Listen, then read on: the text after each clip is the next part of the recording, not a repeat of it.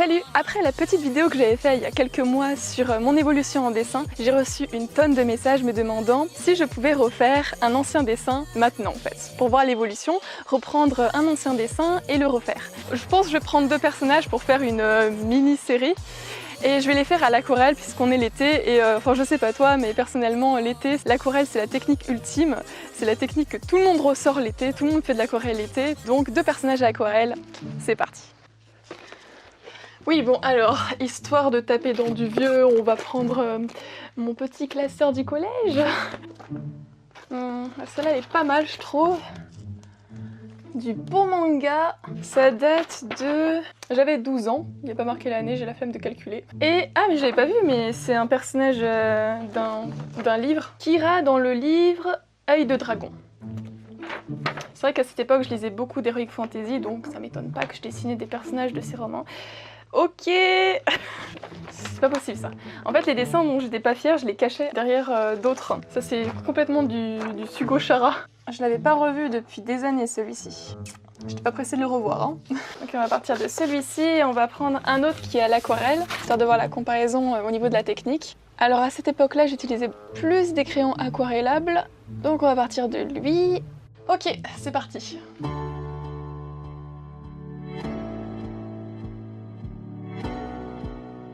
Alors souvent on me demande quel crayon j'utilise pour faire mes tracés de base.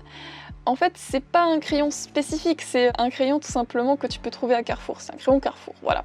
En fait quand j'étais débutante, j'utilisais des crayons de couleur pour me forcer à ne pas gommer et c'est une habitude qui m'est restée de continuer à faire mes crayonnés au crayon de couleur simple. Je trouve que c'est un tracé beaucoup plus subtil et joli quand tu rajoutes après la couleur par-dessus, que ce soit des pro-marqueurs, de l'aquarelle ou autre. Et aussi contrairement au crayon à papier, ça ne bave pas. Alors bien sûr, généralement, ce qu'on voit sur internet, quand tu vois des crayonnés comme ça, qui sont rouges ou en bleu, c'est des crayons assez spéciaux qui sont effaçables. Donc tu peux gommer ton tracé par la suite pour corriger les erreurs, ou même effacer ton tracé après avoir mis la couleur. Il y a pas mal de personnes qui utilisent aussi des crayons bleus, ça c'est pour le passage au scanner. En fait quand tu scannes, les traits bleus ne se voient pas, donc ça te fait un dessin très clean. Après par la suite, tu ne vois pas l'esquisse derrière quoi.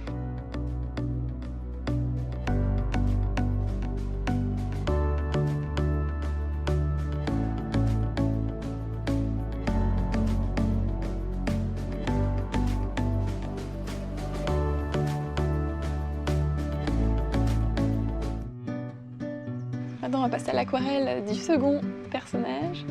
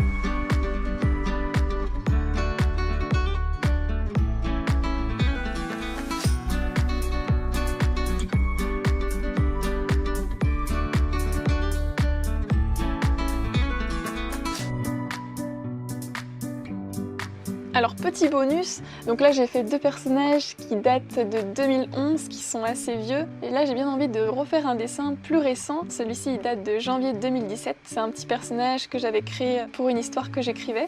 Alors on peut pas trop dire que ça rentre dans le challenge Draw This Again celui-ci, puisqu'en soi c'est pas la même technique. La technique que j'avais utilisée avant c'était une technique numérique, donc c'était sur Photoshop que j'avais fait le dessin. Et là je le fais à l'aquarelle.